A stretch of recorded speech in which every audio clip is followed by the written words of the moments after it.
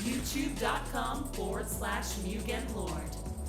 Subscribe to the channel for gaming news, updates, discussion, and live streams. Signing off.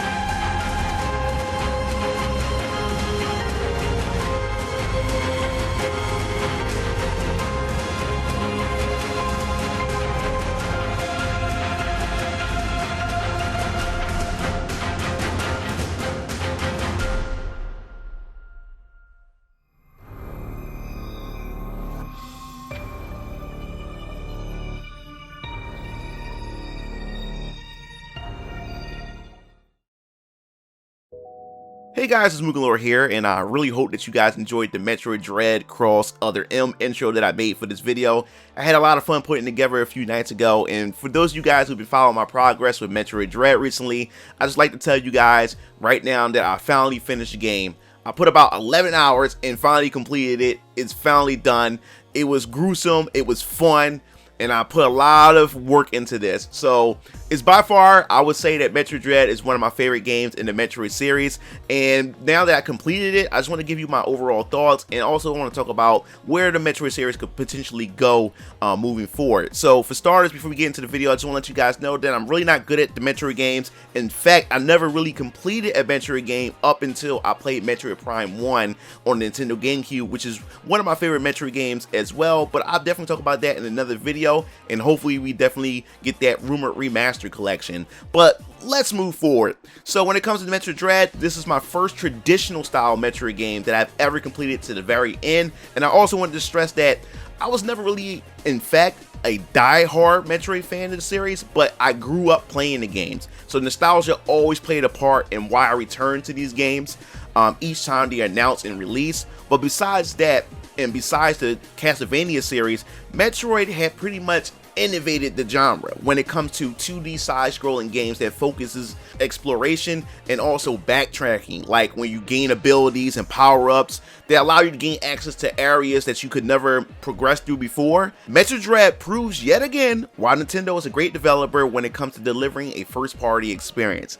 I really want to get into the origin of Metroid Dread before I give you my thoughts and impression, because it's quite peculiar. Because Metroid Dread was supposed to be in development about 20 years ago, during the height of Metroid's popularity when they released Metroid Prime, and then they followed up with Metroid Fusion because fans wanted the story to progress even farther. So what they did was they gave us the first person experience with Prime, and then they gave us the Fusion to continue the story within the traditional gameplay of Metroid. So I remember playing Metroid Fusion during high school, and I remember, as I was playing the game, I remember reading a GamePro magazine, or Game Informer it was, and they were talking about a rumor of a potential sequel to Metroid Fusion called Metroid Dread. And I knew I wasn't going crazy, because every time I mentioned Metroid Dread to a few friends and a few other people, they thought I was nuts. They didn't know what I was talking about. And I knew for a fact that there was a game called Metroid Dread. I knew for a fact there was. And then soon as it was actually revealed at E3, I believe, or I believe it was a Nintendo Direct where they revealed Metroid Dread for Nintendo Switch, it pretty much solidified and confirmed that yes, it was a thing back in the day. And it took them 20 years to finally come up with a new Metroid, traditional Metroid game. And they worked on the game on and off, and they was slowly piecing the game together to give us Metroid Dread. So let's just dive into my impressions. I definitely want to give you, the pros and the cons, And what I enjoyed most when it comes to the pros, the game feels much faster and has like an arcade feel to it. Now, the older Metroid games to me felt quite slow up until we got into Metroid Fusion, which felt a bit faster than Super Metroid and even the classic NES Metroid games. And we did get the DS games, which I never played at all because I'm not really a handheld person, but I love the feel of the game. And also the art style is also a perfect choice that pretty much would age really well over the years. And since the Nintendo Switch is a hybrid console, you can play handheld wise, it makes sense for them to go with this art style, because you can find yourself, and most players really played this in handheld mode. I more so played it on the television and treat my Switch as a console, but Nintendo packaged this with the Nintendo Switch OLED, and the game really does look vibrant when it's colors and everything. So I definitely enjoyed the art style that they decided to go with this. Now, the thing is, when it comes to the story, which I won't go into too much into spoiler category, because I really want to talk about the ending later on in the video to give you my thoughts about that and where it could potentially go. But story is pretty much told in a traditional Metroid sense compared to how Other M was told, with a more cinematic approach, with full-on voice acting and everything of that sort. So in the traditional sense, Samus is pretty much the silent protagonist, but Nintendo really does a good job of making her actions and putting her actions up in the forefront, and her actions speak louder than her words. Her action does the talking for her, so the story still makes sense even though Samus don't really do talking at all. She make her grunts, and it's the first time that you can actually hear her yell in this game as well. So the follow-up to this game is pretty much a Metroid Fusion follow-up, and it's also the closing chapter to the Metroid species with some twists and turns that I really found shocking, but I'll definitely get into that later. But as far as Samus power-ups, most of our power-ups return from most of the traditional Metroid games, with the addition of the counter mechanic, which also create epic action set pieces during boss encounters, which you really have to time. A lot of the bosses or sub-bosses will have a flashing glowing light on them, and you have to tap the X button at the right moment, and then it gives you this epic sequence that you can actually interact with. It's kind of like a quick time event. Now, the thing is, when it comes to the gameplay and her power-ups, it's just like any other traditional Metroid game. At the beginning, she gets some story or plot device comes in, which causes her to depower. She loses all her power-ups, and you pretty much have to gain all her power-ups back again. And you will definitely find that happening here in Metroid Dread as well. But I really had a good time, traversing the different areas of this new planet and regaining my power-ups and solving these puzzles once I get these power-ups, because there's a lot of backtracking in this game. The maps are very expansive, and I found myself, and I blame myself because I never really used the markers. I forgot there was markers in the games, but every time I got a new power-up, I forgot certain locations that I really wanted to revisit. So I spent my time running through the entire maps, different areas, trying to find those locations again. But it was quite fun doing that. Now, the game, to me, in my opinion, it was quite challenging. Now, I'm going to stress this again. I'm not really good at these games. So before all you Metroid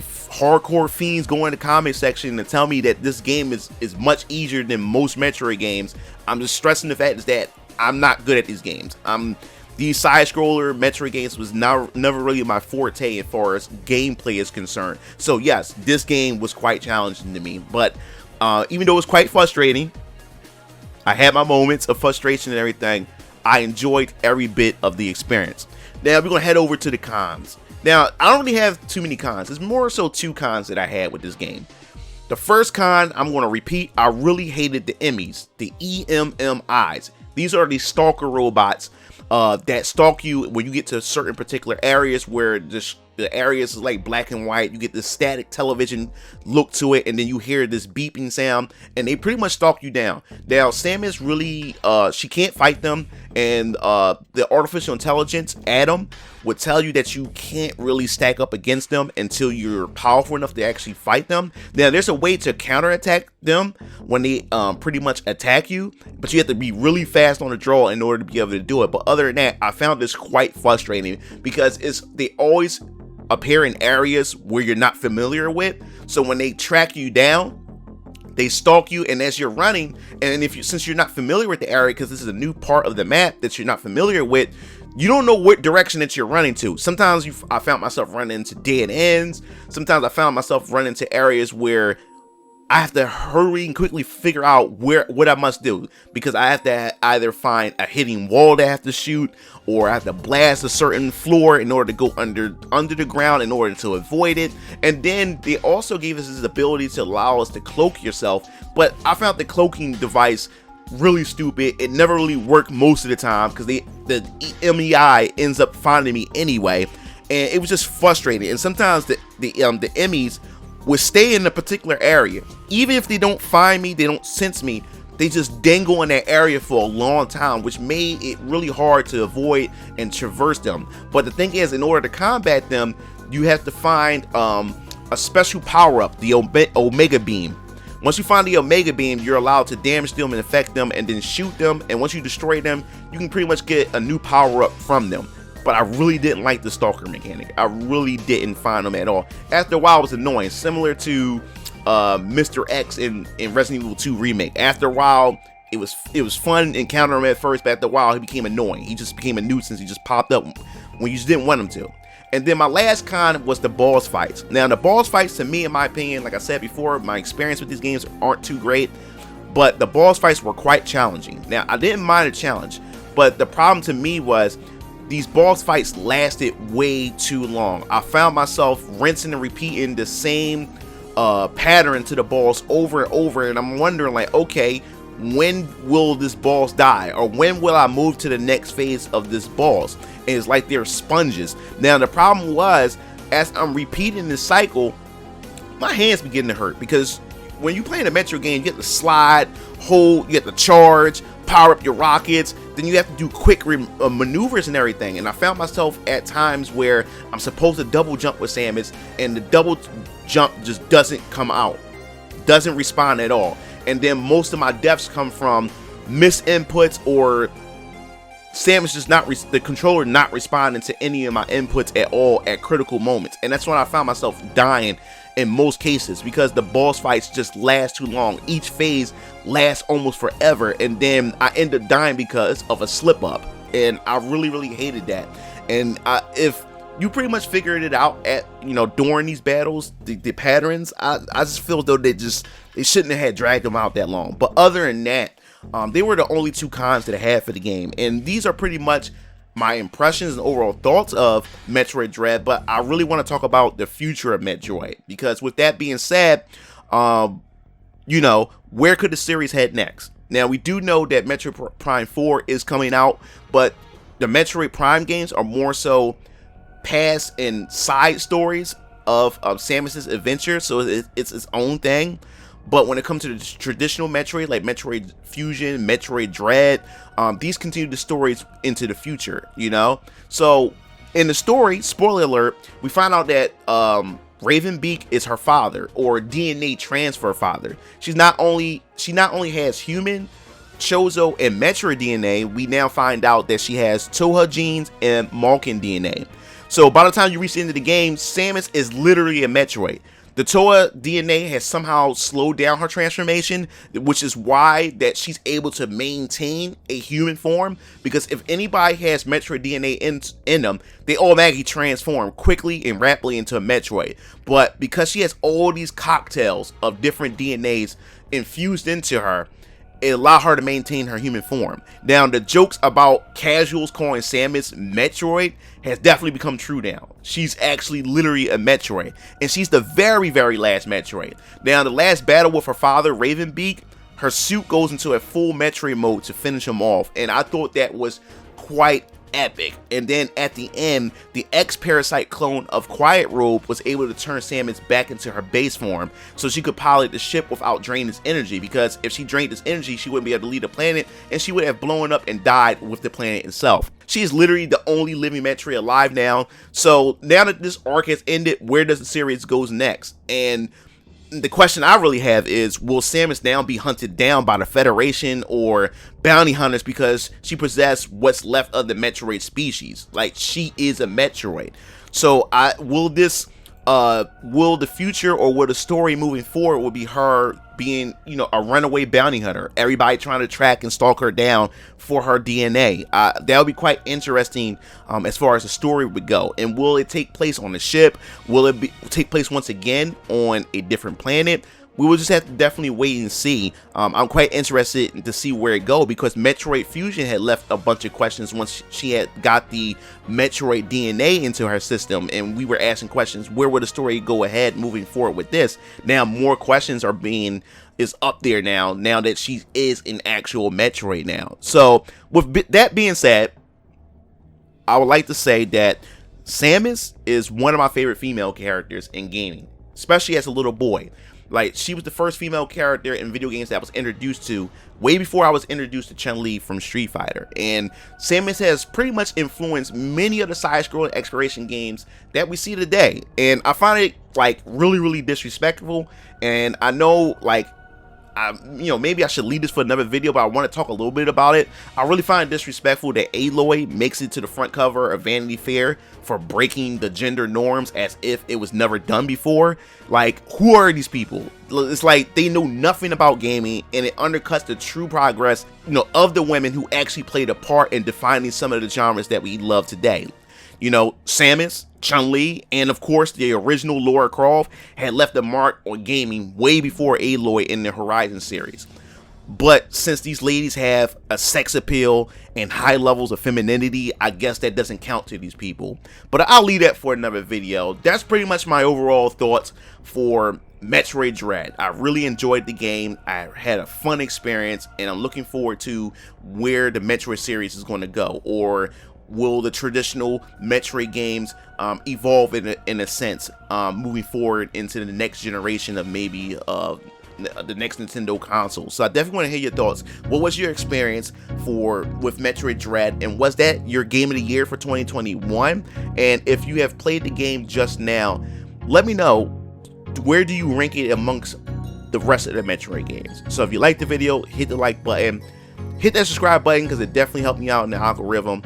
And also hit the bell to be notified for more Nintendo or video game news in general. This is MugenLord signing off. I'll see you game fiends later. Peace out.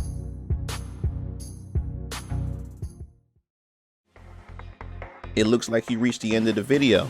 Well, while you're at it, check out some of my other discussion videos by clicking on the annotations below. And don't forget to follow me on other social media platforms to stay up to date with future content. Signing off.